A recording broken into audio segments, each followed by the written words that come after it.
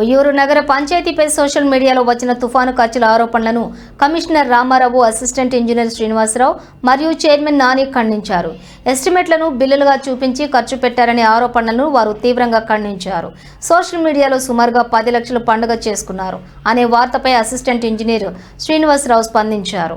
Estimate సుమారుగా 10 లక్షలు పెట్టినప్పటికీ తాము ఖర్చు చేసింది మాత్రం కేవలం 3,70,000 మాత్రమేనని వివరణ ఇచ్చారు.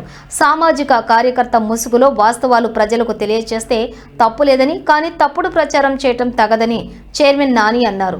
గండిగుంటలోని ప్రభుత్వ స్థలాలను పరీక్షించాలని లోకయుక్తలోని ఫిర్యాదు చేసిన సామాజిక కార్యకర్త ఉయ్యూరులో మాత్రం సామాజిక స్థలాలను రెగ్యులర్ చేయాలని కలెక్టర్కు వినతి పత్రం ఇవ్వటం హాస్యాస్పదమని విమర్శించారు.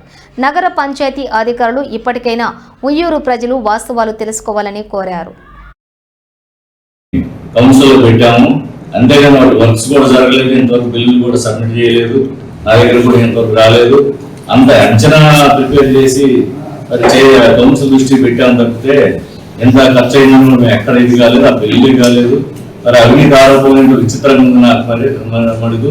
మరి ఈ విధంగా చాలా డెవలప్మెంట్ అయింది. నగర పంచాయతీ నుంచి మరి ఉయ్యూరుని మున్సిపాలిటీ గ్రేట్ మున్సిపాలిటీ చేశారు. అంతా కూడా ఇక్కడంతా పట్టణం అంతా కూడా బాగా వచ్చిన సోషల్ మీడియాలో కొన్ని దినపత్రికలు వచ్చిందని చెప్పడం జరిగింది. సోషల్ మీడియాలో వచ్చిన ప్రకారంగా మా కమిషనర్ గారు చెప్పడం, కలెక్టర్ గారి ఆదేశాల మేరకు ముందస్తు ఉత్తర్వులు తీసుకుంటారు.